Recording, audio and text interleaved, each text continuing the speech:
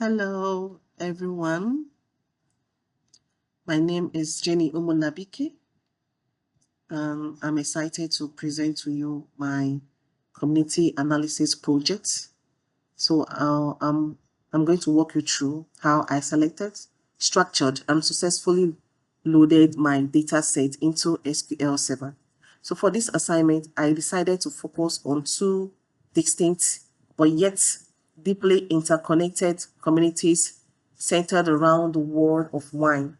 So for community one, yeah, which is wine quality enthusiast and chemist. So this group, okay, focuses on the hard science of wine, analyzing the laboratory,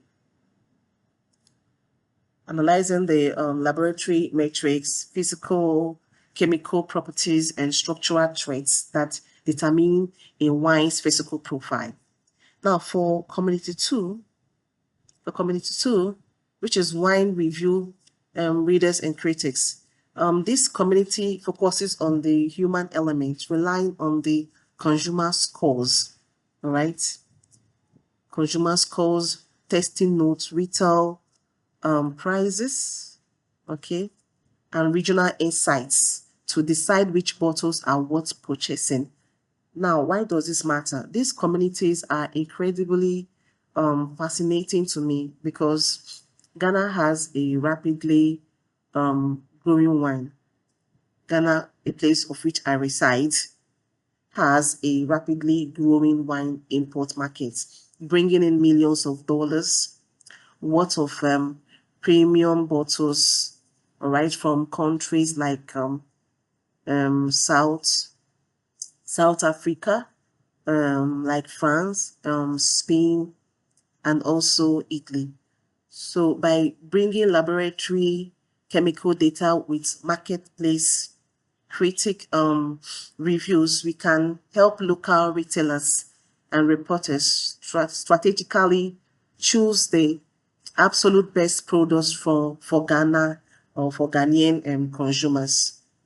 So to conduct this study, I sourced two completely free, public, and clean data sets online that contain zero personal identifying information. So for my chemical community, okay, I I used a laboratory data adapted from the famous UCI machine learning repositories wine quality data set. Okay. So for my critic community, I used premium catalog data from wine.com, which tracks real world bottle prices and critic scores. So let's take a look at the script here on my screen. Okay. So which the query or the script which I've already done. So I built a brand new relational schema from scratch using clean TSQL definitions. So first I created the table wine types here as a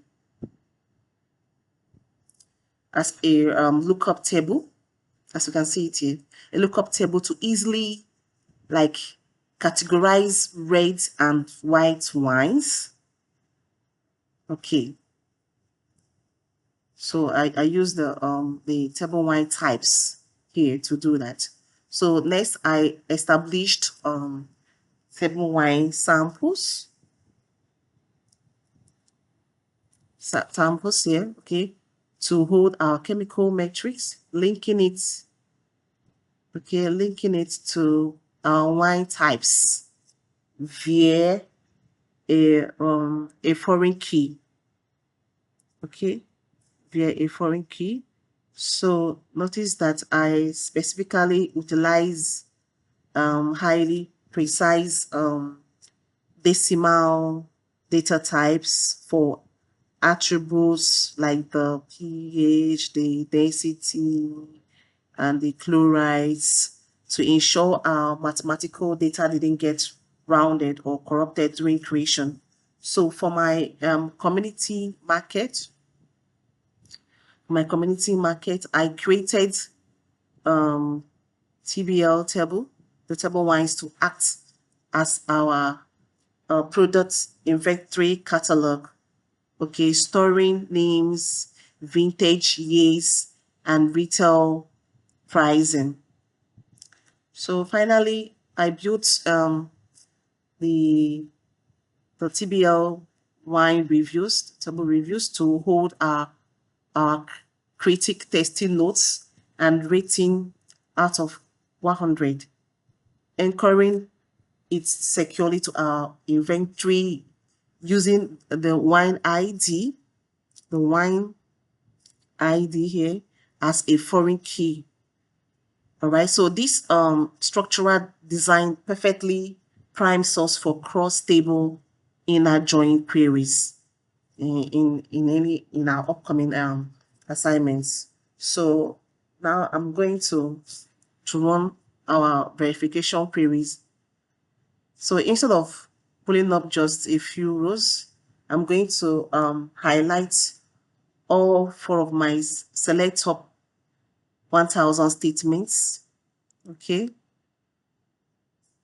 simultaneously. So using a top 1000 boundary is a standard in industry practice. It ensures we can safely inspect mass imported records without risking memory lag or server strain. So let's highlight it.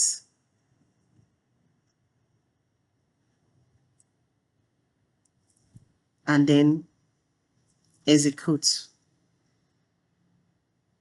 Good. All right. So our status bar here shows a green check mark. All right, which means that it has executed successfully. So let's walk through this 4 resulting data and grids here. All right, as you can see the result here. So first in the table wine samples, we can see the exact laboratory and columns for our chemical matrix. All right, including fixed acidity, residual sugars, pH, and alcohol content. So all structured with a Krebs numeral spacing. Okay. So second, you can see the TBL wine types saving as our primary categorical lookup, clearly mapping our records into type 1 and then 2, which is the red wine and the white wine. All right, so thirdly, looking at the TBL wines, okay, our product catalog is completely configured with columns for names, okay, pricing, varieties, and countries of origin, as you can see it here. All right, so fourthly and finally, the TBY reviews captures the subjective market critic record, sorry to say, our subjective market critic records, tracking qualitative review tests, and rating scores, which cleanly links directly back to our wines using our wine ID foreign key. So everything is visible here. All right, thank you.